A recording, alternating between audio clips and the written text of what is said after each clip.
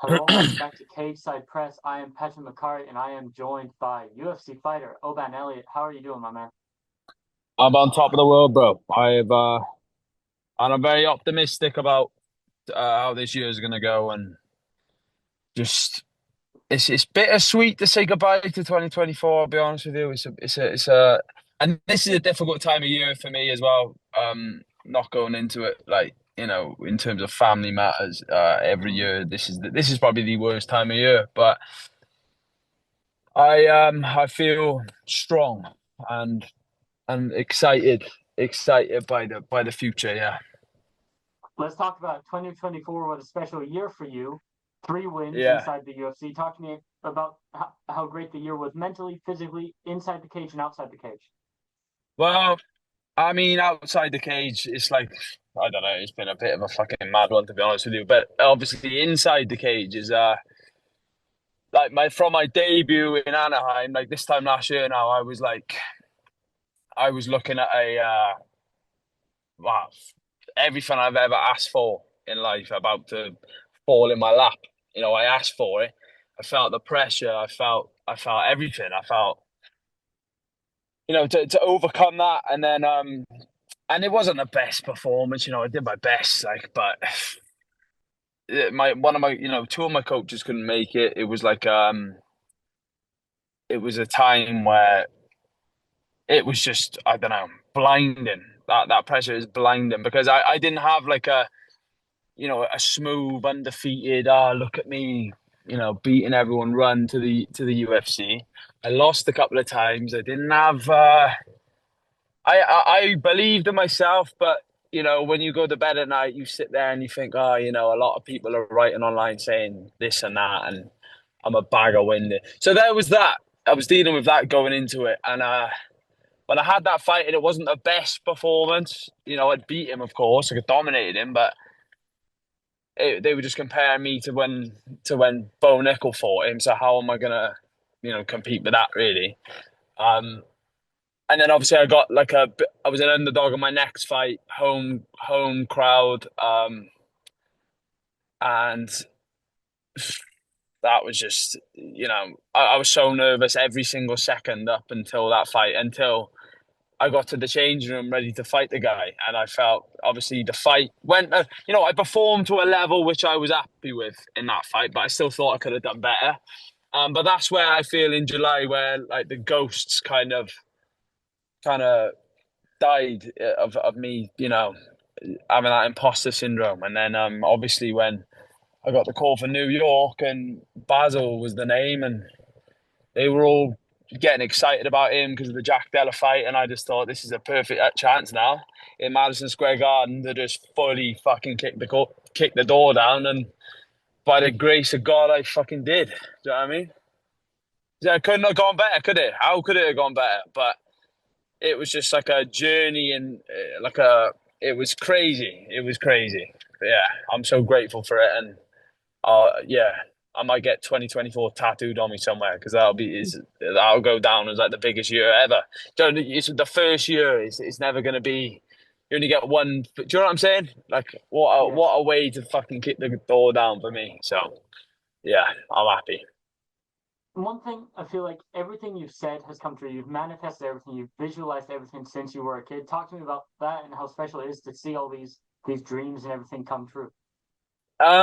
It feels good because, but in a way, then it feels like it's not surprising, because I've seen it for so long, and oh my God, it's just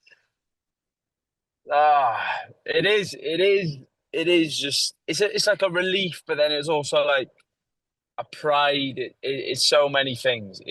I'm just, and you manifest something, and no matter how much you manifest it, sometimes you gotta go in and fucking steal it as well. There is that. It's not like, oh, you manifest and you pray to Jesus and you hope it pays off. Sometimes it doesn't pay off, so you've got to go in and fucking get it anyway. You know what I mean?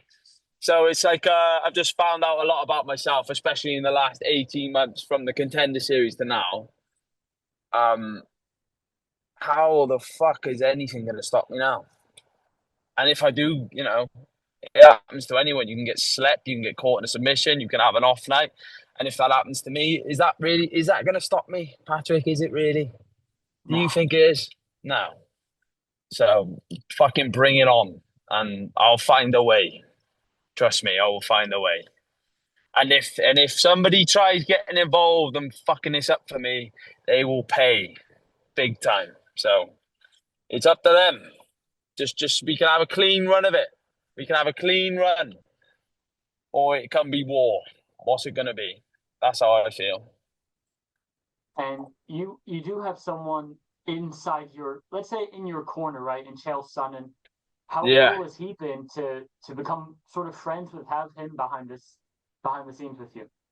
Oh, it's just like how can that's hard to put. That's it's like just like look at my team. Look at my team around me. And an idol is now an associate, and he's like the he's like the boss of our organization, if you will. Do you know what I mean? And Yeah. now we're working together, and we're talking about the future, and we're planning and scheming, and it's just I don't know. It's exciting. As honored as I am, of course. Like the kid in me is like fanboying every day, but also I found out who I was in Madison Square Garden. So I know I'm just not that little fanboy kid anymore. I know I'm the fucking man now. I'm the man to beat now. And those who matter tell me the same. And I'll put the work in until I get everything I want out of it. And with guys like Chael in my corner, with my team in my corner, with Bisping in my corner,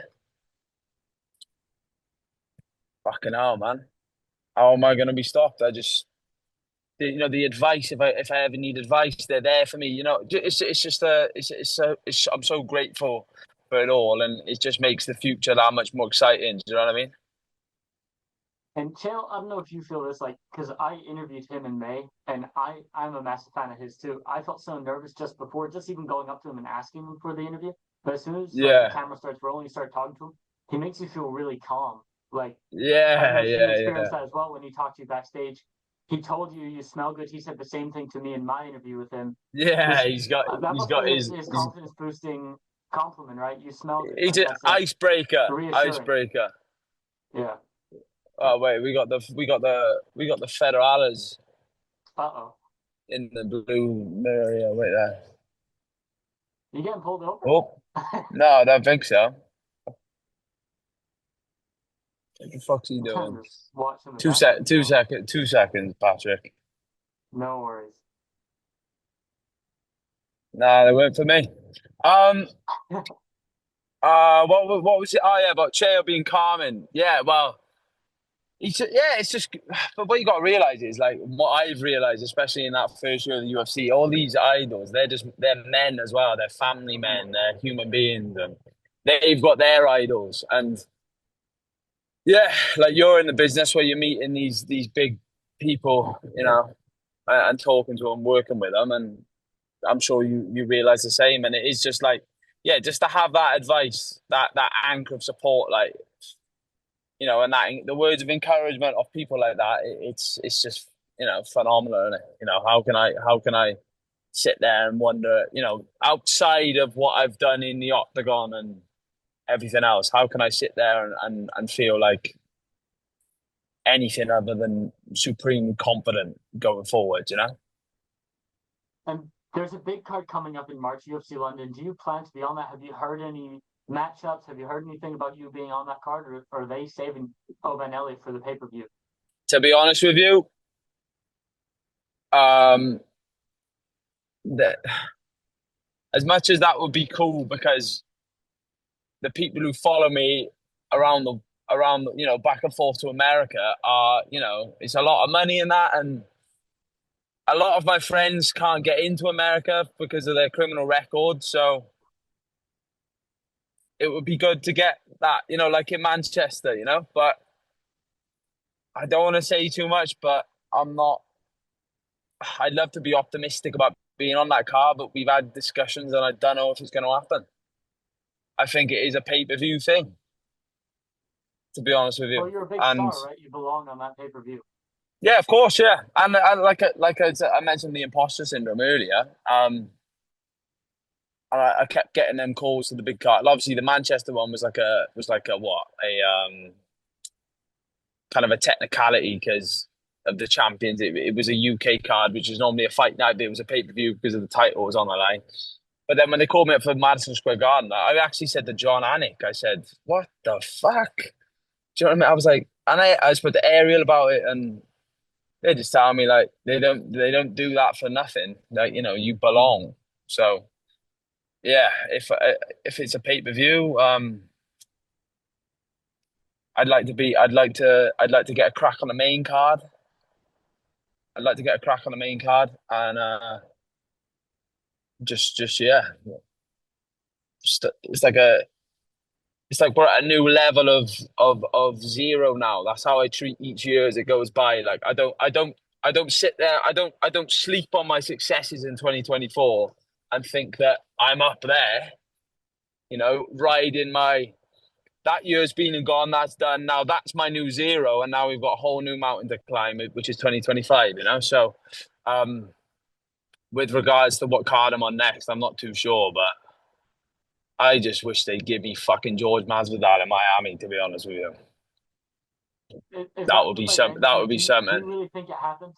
Do you really I think don't it know if happens he's this year? even coming back or not, but when the No. boss, when Uncle Chael puts you to work, you fucking you listen. So he nominated me to go and whip George's ass in Chael's place, and you don't ask questions. You do what the boss says. Well, if you don't get the Jorge Masvidal fight, who would you like to fight? Is there any names, top 15, fringe top 15, anything like that? Is there any names I'd like to fight? I don't know any of them. So What about like Neil Magny or someone like that? Mike what do you want Malott. me? What do you want me to go and pick on Neil Magny for? Come on. I'm just saying He he is a he top seems like a 15 he guy. seems like a nice guy, Patrick. He's a Come on. lovely guy. He's a lovely Yeah, guy. yeah. I don't Don't try know. and set up a fight with me and Neil. I like Neil. Yeah. I think it's gonna be what's the what name is gonna do something for me? Yeah, a name needs to rattle you, or it's got to mean something to you for you to call it. What I about told you Geoff that Neal, I've Carlos told Prates, those kind of I've names? told you the name. I've told you the name that Jorge kind of Masvidal. yeah, that's what I've been elected to do. So um I'll call the place. I'll call the T-Mobile Arena. I'll call Miami. I'll call London. I'll call I'll call the place until someone sticks their head out of the rest and makes me think, yeah, I've got to fight him. I'm this is a yeah, I've told you the name. The Yeah. rest of them, you know, you could be. I'm just being honest with you. I've Yeah, never yeah, yeah. been scripted in an interview. I'm just having a conversation with you here, and yeah, to be honest Yeah. with you, who cares? I'm just focused on dates and Yeah. arenas and plata, cash. Do you know what I mean? Well, what are your goals like arenas and places to fight in then this year? Maybe not names, but you mentioned Miami, you mentioned London. Obviously, I'm sure you would like to get back on an MSG card as well. But What's the the listing in names when you cities of talk those about places? when when you talk about names, the only reason these Hmm. names mean anything is because other people are calling them tough. I'm not calling anyone tough, so why do I need to chase anyone's name? Hmm. The only reason a name is because someone's called them tough once along the way, and I haven't called any of them tough enough to be called out by me yet. So like the only reason I mentioned Masvidal is because Chael's put me to work, and if he didn't say Masvidal, and he was mouthing Bisping before as well. I don't know if they've ever sorted that out, but yeah, you know, if you think you're tough, and come and get the up and comer. If you think you want to fucking throw your weight around, giving it the big one. Come Cool. and see me then, big man. You know what I mean?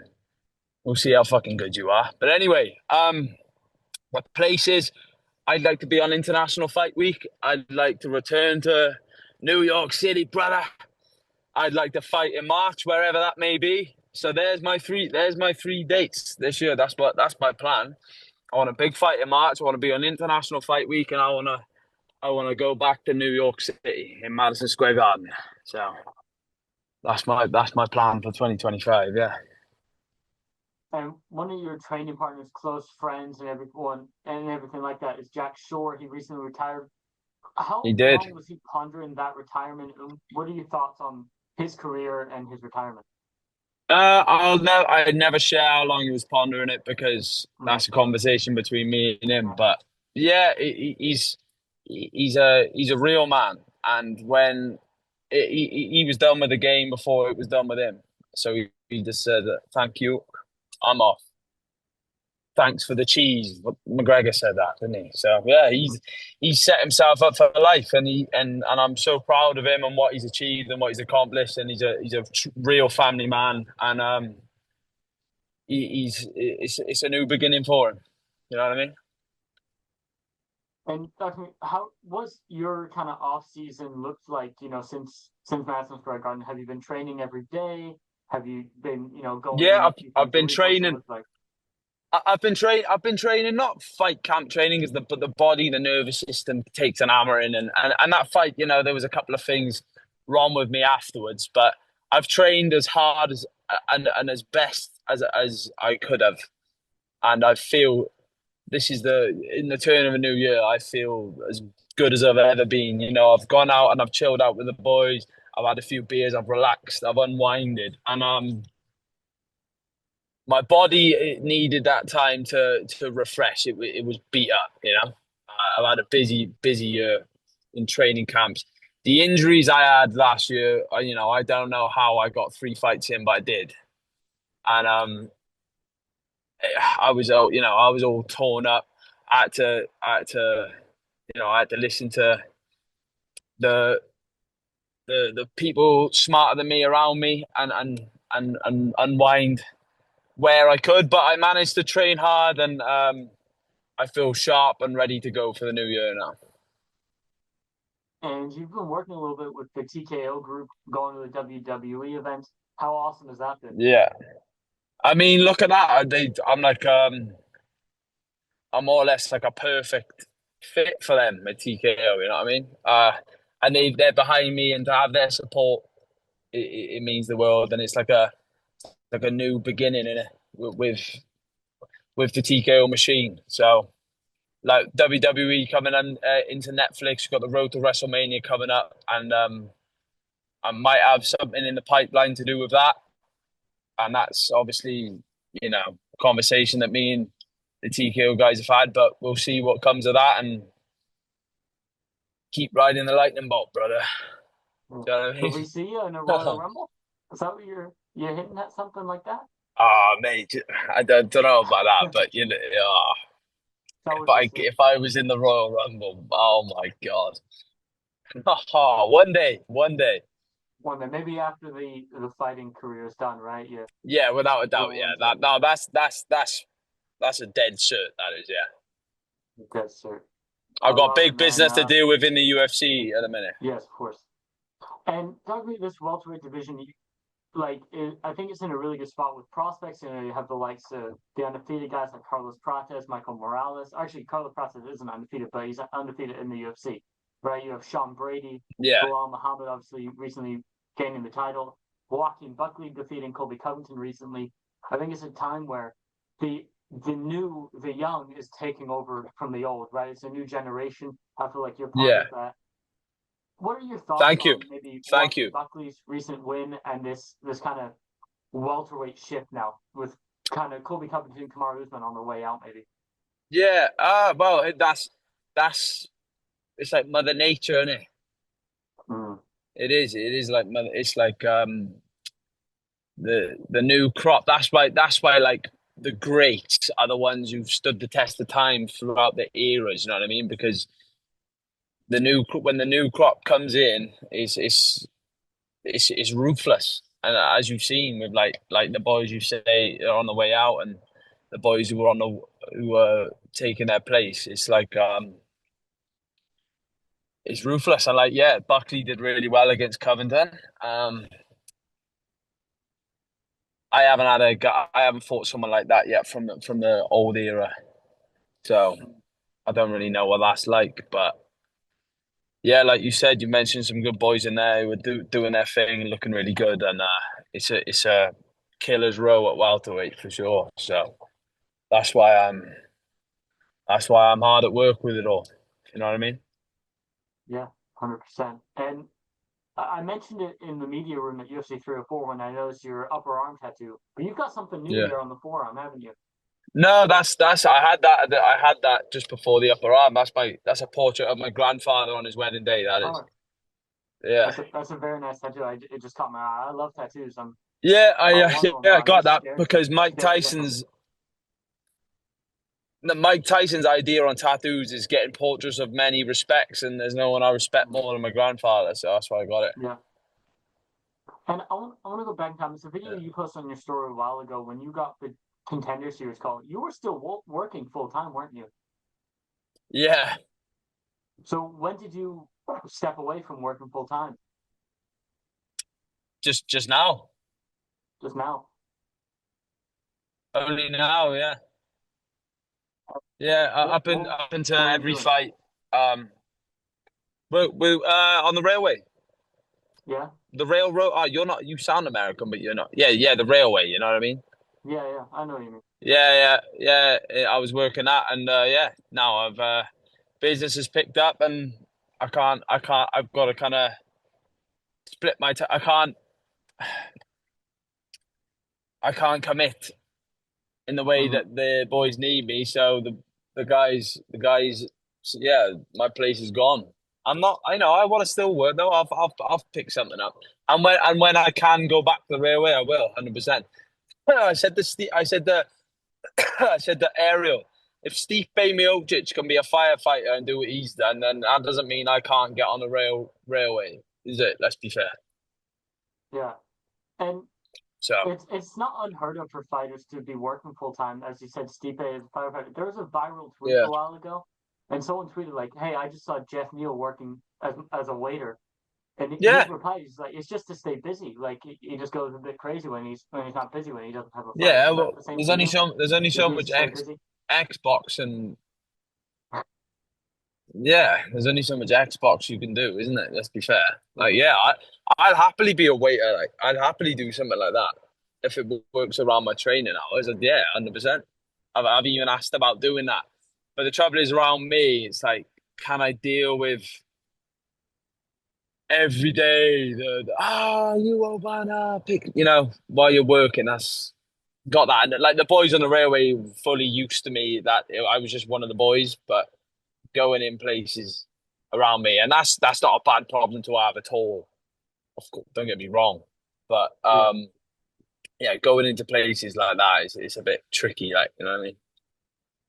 Well, I can tell you where I work full time is is looking for people if you need somewhere where maybe you can fly under the Oh radar yeah, where'd you in work? Germany. Where'd you work? What are you I work doing? Oh, in Germany, is it? in Germany. I work in a hotel. Yeah, I'm not going to say the name of the Ah, hotel, but of yeah, I course, work in yeah, a hotel. of course, of course. It'd be funny if I Hotels, just I guess, named is a it super now. high.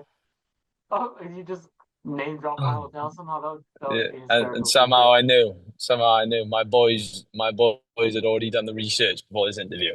No. I don't know. I'll do something. I'll be busy, but I'm going to be busy with my training camp now. So Yeah.